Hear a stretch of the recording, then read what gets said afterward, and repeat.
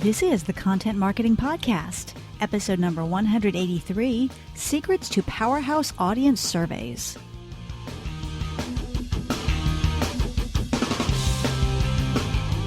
Hello and welcome to the Content Marketing Podcast. This is the show where we help you grow your tribe and your bottom line through insanely good content. I'm your host, Rachel Parker of Resonance Content Marketing, and today is July 14th, 2016. Hello, or as we say in Texas, howdy, and thank you for joining us for today's episode of the Content Marketing Podcast. Just a reminder, this podcast is available on iTunes and Stitcher and SoundCloud and now also Google Play Music. So if you like what you hear, please feel free to click on over and subscribe. I also invite you to subscribe to our weekly tip emails. Every Friday, we send out a very quick, easy content marketing tip, and that also includes links to our weekly video and the weekly blog posts in addition to the podcast. To subscribe, just go to resonancetips.com. Okay, update on the book, folks. It is coming. I promise it's coming. We're making the final edits on the pre-order landing page, and as soon as that is live, you will be among the first to know. Promise. Okay, all this month, we are talking about the mid-year review. Yes, 2016 is halfway over, and it's time to take a little step back, not a huge step back, and assess a few things. And last week, we talked about checking up on your competitors, and we shared some cool tools to help you do that. If you happen to miss that episode, please feel free to click on over to iTunes or Stitcher or via the RSS feed and check it out. Today, we're continuing that focus on the mid-year review by talking about effective tactics for audience surveys, because this is a great time of year to do that. But first, it's time to check in with our news feed for this week's rundown of news you can use. Before I get started on this week's news feed, I do want to mention a conversation I had about a previous news feed item. My friend Orlando Mergal in Puerto Rico, he is a podcaster who we have mentioned several times on this show, always a wonderful source of great discussion. And he had a comment on a news item we had a couple of weeks ago about YouTube and how YouTube is finally getting in on the live video game that has been the property of sites like Blab and Periscope and Facebook Live. And my take on this item was, hey, welcome to the party, YouTube. What took you so long? But Orlando made a really good point. He said that YouTube is not just another video channel. It is the number 2 search engine in the world, and it's where people go to find relevant content. And he's wondering if, now that live video is the new thing, and as he put it, everybody with a face is doing live video, that might not be a blessing for YouTube, because it might detract from what makes YouTube special, which is that very searchable source of quality information. So I thought that was a really good comment, and I was very happy to hear from Orlando on that issue. Okay, on to this week's news feed. Snapchat has introduced a new feature called Memories. This is a personal collection of your favorite moments. So they're adding kind of a curation tool to Snapchat. And what this is going to do is make it easier to post pre-produced photos and videos to your public stories. And I'm going to quote here from an article I found on Marketing Land about this. It says, people will be able to use Moments to access photos and videos saved on their phone's camera rolls, and for the first time, post that pre-recorded content to Stories, the collection of snaps someone has posted over the last 24 hours for anyone who follows them to see. So previously, you could only feature photos and videos that you took and edited within Snapchat, but now we'll be able to share that pre-created content. And brands will be able to take images that we've created elsewhere and share them on Snapchat. And, there's some interesting conversations going on around this, in that it's saying, well, is this kind of interfering, or is this devaluing the ethos of Snapchat? It's all about in the moment and unedited and raw. And is that going to, is that going to change things? Which is a very, very valid commentary. So we will have to see what happens. Okay, news out of Instagram. As you know, Instagram now has business accounts that you can have. And so business users now have the option to have comments automatically moderated. The new feature blocks comments with words or phrases often reported as offensive from appearing on your posts. So if you have a very active Instagram following and you're constantly getting comments, you now have that option to have those auto moderated. So it will automatically look for offensive language or spammy type language and automatically filter those comments out. It is not a built-in feature. It is an option, so you can opt out of it if you choose. But if yours is a very busy Instagram feed and you get tons of comments, that might be a handy option for you to look into. Okay, our content hit of the week is a post on LinkedIn, actually. The title is Ann Handley on Creating Bigger, Braver, Bolder Content Marketing. This was by Jason Miller. And what this is the Q&A with Ann Handley of Marketing Profs, who is one of the premier thought leaders in our industry. And she is talking about how to create bigger, bolder, braver content. And she talks about how, now that everybody and their dog is creating content out there. I mean, every brand is hopping on the bandwagon. There is this sea of kind of vanilla, mediocre, meh content out there. So if we're going to stand out, our content needs to be, as she puts it, bigger, bolder, and braver. And she gives some advice on how we can amp up our content marketing to really stand out. It's a very good read, and I will share the link in the blog post for this episode. Okay, that's it for this week's update. If you stumble across something you think might be of interest to your fellow content marketers, please tweet it to me at ResonanceCont so that we can share. Now it's time for this week's Spotlight segment, Secrets to Powerhouse Audience Surveys. As I mentioned, all this month we are talking about the mid-year review. Yes, believe it or not, 2016 is halfway over.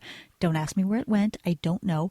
But the good news is we still have 6 months to achieve those goals that we set for ourselves back in January. So this is a great time to look at the results that we've gotten over the first half of the year.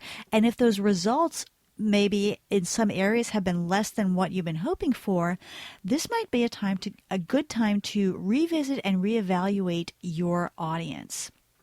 Because even if you started off the year with a solid understanding of your audience and their interests and their challenges and what resonates with them, things may have shifted over the last few months.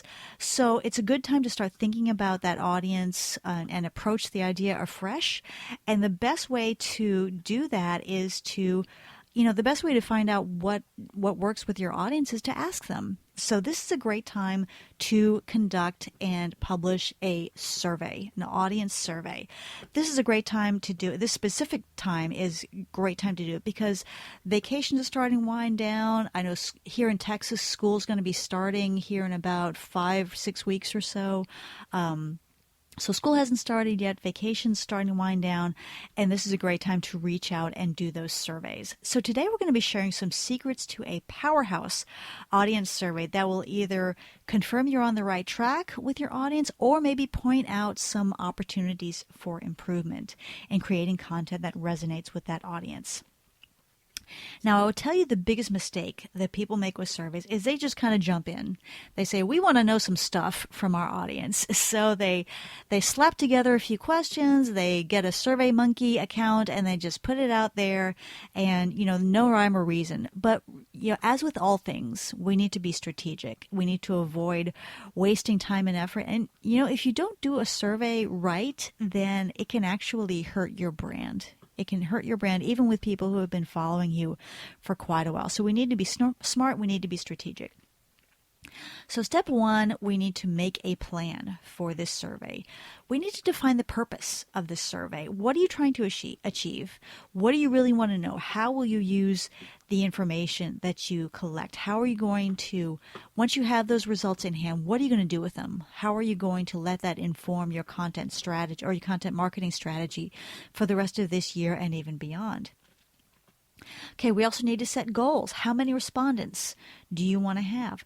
We need to schedule this survey, if it's an open-ended survey, then for heaven's sake, how do you know when you're done? So we need to set your start date and your stop date, maybe like a 4-week period where you're conducting that survey. And then you also need to create a promotional plan. How are we going to let people know about this survey? How are we going to get those respondents? And that's when we need to look at email. We need to look at social media. If you have a brick and mortar location, it might be good to think about doing surveys in person, maybe setting up an iPad at your checkout counter and asking people to complete this quick survey.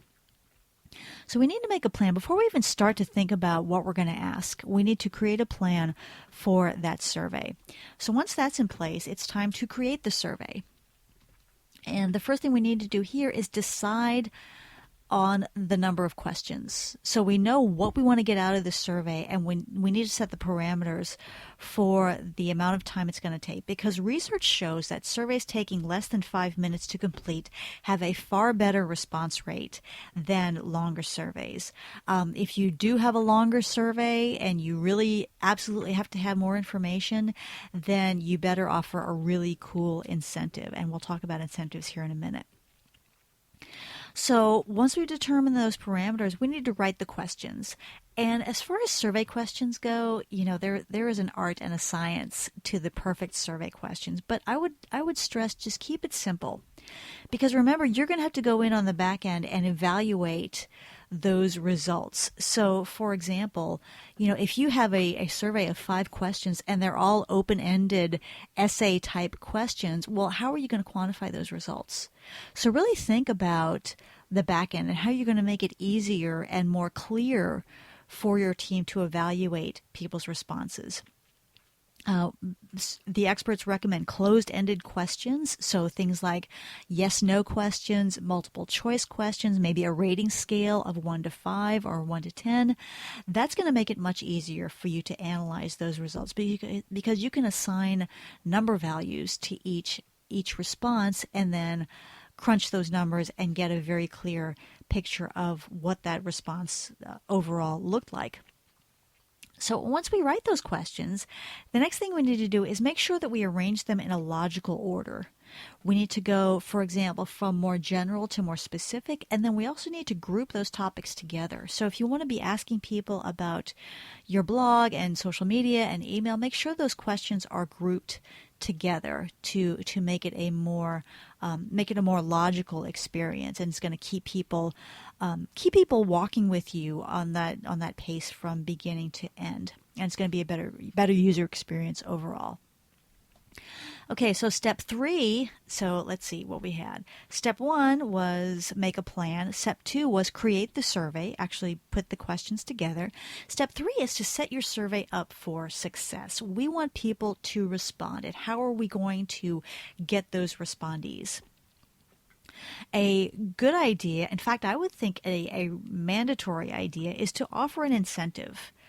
And people need to have a why behind responding. And yes, you can phrase it in terms of, we want to serve you better, we want to deliver more quality content, and you will get some responses. People are happy to help you out, but you'll get much more responses if you offer some kind of incentive. In fact, I notice when the vendors I work with, when they send me a survey, I look for the incentive. I do. We're all self-motivated creatures. What can I say? So you can approach the incentive question 2 different ways. You can offer an incentive for each response. For example, Constant Contact recently sent me a survey, and they offer a $10 Amazon gift card for every single response that they get. Now that's some big bucks on their part. They're going to shell out quite a bit of cash for that, but I'll be willing to bet they're getting a lot of responses. So if you don't have that kind of budget, what you can do is enter people into a drawing, and you can give away, a Fitbit, maybe an iPad, maybe, a free ticket to a conference that people are really interested in going to. The thing to remember is that the incentive has to have value in itself. Like Constant Contact sending me the Amazon gift card. It wasn't, if you complete this survey, well, if you upgrade your services, we'll give you 10% off. It didn't have that catch that was tied back to the vendor. It is, the reward was vendor neutral, had nothing to do with their service. And please don't offer a coupon. Please don't offer a discount as a result, unless it's really, really, it's really enticing, and that all depends on your industry. But I would recommend something neutral: an Amazon gift card, a Starbucks gift card, maybe a drawing for a bigger gift card. You can have a drawing for a $100 Amazon or Starbucks gift card, or other vendors that offer that kind of thing. But really make it enticing and make it appealing to people who are going to, yes, they want to help you, they want to help you help them, but offering that incentive is a little extra kick in the pants for them to get on board and complete that survey. So the next step in setting our survey up for success is to write out your promotions. How are you going to promote this on email? How are you going to promote this on Facebook and Twitter and LinkedIn? And when we write out those promotions, yes, we do want to mention the incentive, complete this quick survey and be entered into our drawing for a $100 Amazon gift card or something like that. But you also want to back up with why you're doing it. Okay, we are committed to delivering quality content that meets your needs, and we need your help kind of fine-tuning how we do that. Something that really talks about why you're doing this survey. And another thing you might want to do is to consider some paid promotions. Consider some promoted tweets or promoted Facebook posts, or maybe even LinkedIn. Oops, somebody's calling me. Stop that. Sorry about that. Consider some paid promotions on your social networks and creating some ads that will help get the word out about this survey. And then fourth and final step, okay, your survey is done, your time frame is up, you've gotten your response. Now it's time to gather those results and evaluate. And I'm so surprised, I worked in corporate for many years, and we had a lot of initiatives that involved customer surveys and finding out, the voice of the customer and what customers really want. And I was really shocked to see how many times put all this time and effort into conducting this survey, and the results just sat there. We crunched the numbers and we put them together, and then it changed nothing. So, you've invested time in the survey. You probably invested some money. You need to make sure that those results are going to be a decision-making asset for you.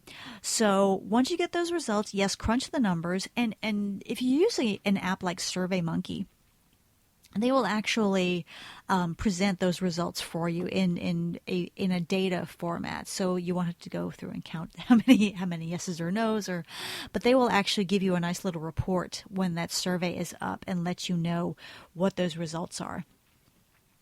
So go through those results carefully, pull out your 2016 strategy, which we're all doing right now since it's mid-year, right? And determine what those results say about what you're doing. And, some of it might be confirmation. You might look at the results, look at the strategy and say, hey, we are right on point. Everything we're doing is right on track. Or you might look at the results compared to your strategy and saying, hey, we need to be doing more on Instagram. And people aren't as interested in Twitter as we thought they were. Or they want to hear more about this topic. And gee, we thought they were really interested in this other topic, but there really isn't that great amount of interest. So figure out what you need to do to adjust your strategy, adjust what you're doing on a day-to-day, week-to-week, month-to-month basis to more closely align with that audience, with their needs, with their interests, with how they take in their content, where they get their content, et cetera, et cetera. So, okay, that is my scoop on how to plan and execute a Powerhouse Audience Survey. If you have any questions or want to add to the conversation, I would love to hear from you, and the best way to reach me is through the website, resonancecontent.com. Now it's time for our content marketing tip of the week. One tip I want to mention when it comes to surveys, it's quite possible that, you will send out an email to your list and invite people to participate in your survey, and the results might not be what you were hoping for. And I want to say here, it's completely okay to send people a reminder. Remember, people are busy. We get tons and tons of email every day. It might have been sitting in their email inbox, but they just didn't get around to it. And studies show that sending out a reminder can significantly boost your response rates on your survey. So if you want to get more results, or you can just make this a part of your plan, try sending a reminder a couple of days after your initial sending. And if you can weed out people who have not responded, even better. So try sending out that reminder a couple of days later, maybe at a different time of day. So if you sent your initial survey in the morning, you might try sending the reminder in the afternoon or even the evening. And this is going to be nothing fancy. I mean, maybe just 2 or 3 lines saying, hey, you might have received this notice about our survey. Know you're busy. You might have overlooked it, and just ask them to participate. Remind them of the incentive. Remind them why you're doing this. Very short, very sweet, and then include a link. And you might be surprised just how many people are happy to help. Okay, campers, that's it for me today. I hope you've enjoyed this episode of the Content Marketing Podcast. If you like what you've heard, please feel free to subscribe on iTunes or our various other venues. And if you really like what you've heard, please hop on over to iTunes and leave us a quick review. I would so appreciate it. Also, remember to sign up for our Tip of the Week emails at resonancetips.com. As you know, I always like to leave you with a quote, and today's comes from Sir Richard Branson. He once said, quote, "You don't learn to walk by following rules. You learn by doing and falling over," unquote. Again, this is Rachel Parker with Resonance Content Marketing. Thank you again for listening, and we will see you again next week. Take care.